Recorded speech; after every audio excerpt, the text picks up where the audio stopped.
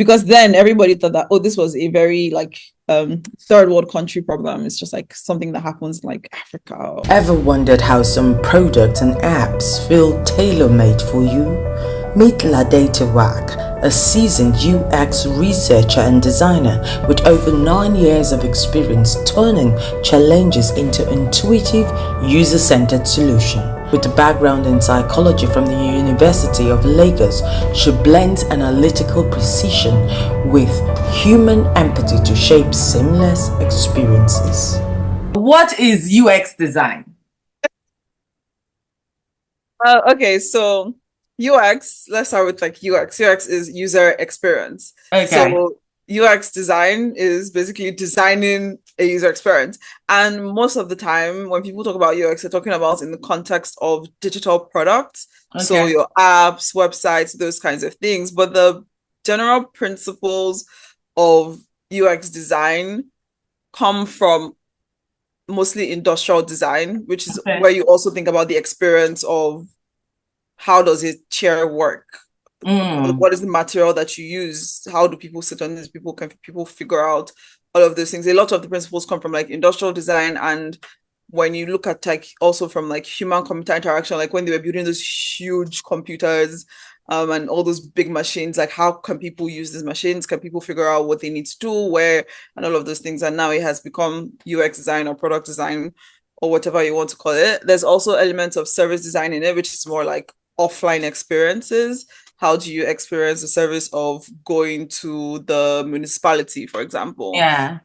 So basically all the things that you think about, like what experience do we want people to have? What experience do people want to have? And what is the best way to give them that experience in a way that they can understand what they need to do? They do it in a way that's very easy, as easy as possible to provide as smooth of an experience as possible. For people listening, and they want to like wrap their head around, okay, Lade Tawak, what kind of research does she do? How can we profit from the knowledge she has, right? So explain to me, like, how do you do such a research? How do you store a user's experience or the journey I want to take? Yeah. So there are many ways to do that. And like I said earlier, a lot of things come from academia, from like from academic research methods, and they're like adapted and fit into the context of tech. In this case, in this instance, is like building software products, or even it could be hardware, but just tech anyway.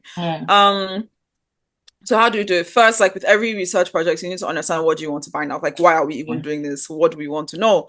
And then when that has been defined, then the next thing is like, okay, who is the person that fits into this group? Like, who is the audience that we want to learn this about? So usually that is contained in the goals. Like, oh, we want to know how parents find information about raising their kids, for example, or how new parents or kids honor too, because that's a whole different experience. So it could be as narrow as that, or it could be just broad, like, oh, parents in general. So just like define what you want to find out, who is the group that you want to find whatever information you want to find about. So what mostly will be like their behaviors, their needs, things that they currently do, the problems with those experiences, those kinds of things you want to find out. So when you have your goal, you know the audience you want to find out whatever you want to find out about. You create a plan, and sometimes your goal can come from like just in the same way in scientific research, you make an observation and then you do an experiment or you research about it. So it could be that. It could be like, oh, I've noticed that when people cross the road, they do this other thing. Maybe we should look into like, why are people doing that? What's happening there? So that could also be the source of the research. So basically you observe something or you have a question about something and then you determine that defines your goal, you determine your audience, then you need to think about, okay, how do I find these people? Okay. Then you recruit them. You need to also think about what is the best method to answer this question. And so that's where it gets a little bit more interesting with software or in tech, because it could be like, okay, it could be you already have a product or you already have something. So it's like, do people understand how this works? Maybe you've designed something already. Do people understand how this works? So you probably won't just do an interview. You would probably have to like some kind of testing, depending on how far advanced you are in your design process. It could be a concept test, it could be a usability test, it could be anything. So once you know your goal basically defines everything else that you do, how you choose your methods, what audience you talk to. You may need to interview only like maybe 10, 15, 20, 30 people.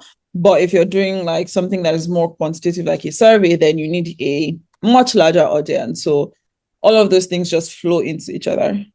And you enjoy this process. So I can see that you enjoy this process. So what has been for you like the most intriguing research that you wanted to like, or maybe you've not done it yet, but what could be, or what has been like your most intriguing research answers that you want to find? One of the more interesting projects I've worked on that I really enjoyed was, man, there's so many, but one that I was when I worked on a project with Google around what they call the next billion users, which is people who are newer to the internet. And it was a very revealing experience for me.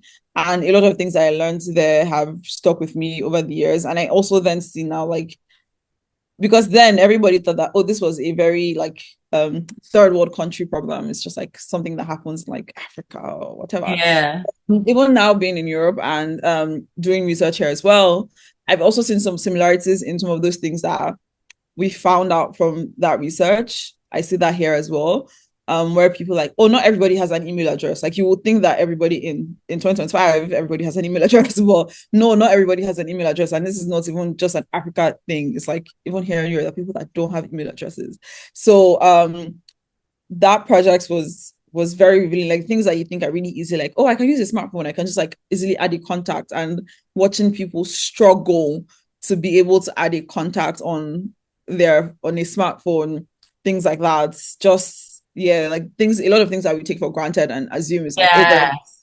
and anybody can do it. It's actually not true. Not everybody can do it. Yeah, but is that not related to the age, the season? Like people that are born into the tech age, they have, I assume that they have another, relationship to this Yeah. technology. I don't So think it's really an age thing. It's more of like a digital access thing. So when okay, based off of that work that I did and also yeah, the research that I did going forward, I started to notice some things, and I've given it like one or two talks and written about it as well. yeah, About it's not really an age thing. It's more of an, because there were also some young people in some of the research that I did. It's more about an access thing. So somebody who has never used a smartphone before, even yeah, if they are in the even if they're Gen X or Gen Z or Gen whatever, if they've never used a smartphone before, the first time they use a smartphone most likely will be very challenging for them to figure yeah. out. That's normal. Yeah. So it's not really age, it's more about access. And Okay. think about things like just even having access to the internet in general and knowing the kinds of things you can do. Like even us that we say like, oh, we're tech savvy or whatever, there's sometimes I'm using an app and I discover a new feature that I haven't seen before. I'm like, what? This is new? It's new or has it always been there? So it's just like is mainly a thing about access. Yes, Um, yes. and also thinking about how sometimes just how things are often designed in a certain way because the people who are designing it have similar experiences. So think about like somebody who's developing an Android app and they are based in San Francisco and they have always used an Android device and they always update their devices every year where there's a new one versus and they're designing an app that is going to be used by somebody who updates their phone maybe like once in 7 years or something. Yes, yes, yes. The experience is vastly different. And also think like maybe now it's not so much of a problem, but there was a time where the more common phones in uh so in particular regions would be Androids versus like an iPhone, but the people who Yeah. are building apps are all using iPhones, and so they're also building apps for Android devices, but they don't work so well because they haven't tested it out there. So like all these kinds of things, or like everything in your there's videos all over your app, like everything's videos or your websites, just videos, videos, videos. And it's like, oh, we have Wi-Fi everywhere, but like there are places where there's no Wi-Fi. So I can't Yeah. watch. I'm using mobile data and I'm really managing my data. So I'm not going to watch a video. So I'm losing out on a very essential part of the experience because that hasn't been catered to. So that means actually it's important to take the geographical and the context, the access Exactly. that the area has or the Yeah, target audience has, exactly. and then dilute or design the usage of the utility of that object or the product to fit that. So that means Exactly. you can have one product, but how you roll it out in the different spaces will be different, right? Definitely different. But Yes. that's also in the field of UX and in digital design, there's a concept of localization, which is about like, and most times when people think about localization, just think about language, like, oh, if you're launching a product in the Netherlands, it should be in Dutch. There should be Dutch available, but it's not just language. There's more to Yeah. localization than language. There's also thinking about the cultural context and also the social economic context as well. So sometime last year, I noticed that WhatsApp now enables you to you can have two phone numbers on WhatsApp basically on the same phone. This Yeah. was what we think for a very, very long time. That was not available. And you would think because in the I want to just for generality's sake, I'm just gonna say the West. In the West, most people have just one phone number, right? Not in Nigeria. You must have more phone numbers Exactly. And because in you a have to be lot of accessible. Yeah. like in the Middle East, in Africa, a lot of countries there, most people have more than one phone number. Yes. Yeah. And we want to have those two phone numbers on WhatsApp. But WhatsApp only allowed one phone number for a very long time. So Yeah. just little Little. Yeah. context and societal context that a lot of apps and tools don't account for. Like Facebook was one of the first apps that allowed people to sign up with phone number Mm. because they don't have emails in certain parts of the world, or they don't want to have emails, or they have it but they don't want to use it to sign up for this. Yeah. And so it's just these things are things that I started noticing as I was doing research in Yeah. first in Nigeria and then in some other African countries, and then even here in Europe, you still see some of those same issues. And how do you see any difference between the user experience and the psychology of a user? I wouldn't even just say a user, actually humans, how Hmm. they interact with Yeah. the ecosystem. Do you see like a psychological, cultural difference there compared to, I think you said you went to other African countries and then you came to the Netherlands. Is there a difference? Or are we humans all just in the basic alike? I mean, there are similarities. One of my favorite things from, because I did psychology for my undergrad, for my bachelor's, Okay. one of my favorite things that I learned that has really stuck with me there is the concept of cultural cognition, which Okay. is our culture, society, and everything really influences our psychology and our thinking and how we perceive our perceptions of things and things Yeah. like that. And that is true because really the things that you experience on a cultural level and a personal level also impact your perception and expectations of Hmm. things. And at the same time, I think that there are some things that are just like universal, like just general things that people appreciate. So, but what it looks like may be different. So, for example, something that is very common in design is the concept of white space. So it's like Okay. everything is like no clutter, very neat, clean, blah, blah, blah, very nice. Yeah. Something that I found from when I was doing research in Nigeria is when you combine the fact that most Nigerian cultures are very vibrant and dense and colorful and almost chaotic looking in a sense, combine that with something like poor internet connectivity. When people see white space, they feel like things are missing. Oh, wow. Really? Yeah. So Makes that sense. is Makes sense. right. And this is also I haven't done research in China, but I've also read research that people say that this is a thing that also occurs in some Asian, like if you design something for like users in China or some other a Yeah. Yeah. lot of white space, people are like, there's something missing. But when you now come to the Nigerian context and you layer that with poor internet connectivity, then it's like, oh, did the page fully load? Yeah. Yeah, that's true. Right. Something So is still coming. exactly. So that's like a very one of my favorite examples of cultural context in digital spaces. But then there's also like things that are general. People appreciate beauty. How people define beauty can be different from Yeah. a cultural perspective, but generally beauty is appreciated. When people see something that looks nice, they will think of it as better than something that doesn't look as nice. Yeah. But what about our personal lives? Because I know you talk about relationship. Yes. So what about our personal life? Let's dive into that one. Mm. How does is there something that you can say from your work in the UX design right now that you can say we should take this to our personal life? Because if we all had access to hypotheses, then research, and then find that key solution, as you design that app, you now use it to design your love life, Yeah, your personal life and your professional life and everything. It would be nice, yeah, but we don't have that solution for life, so it's all trial. We're just trying. But are there things that you've seen that you can say, we can apply this in our personal life? definitely. I mean, like, I feel like in general, there's just Yeah. always things you can apply from one place and apply it in another place.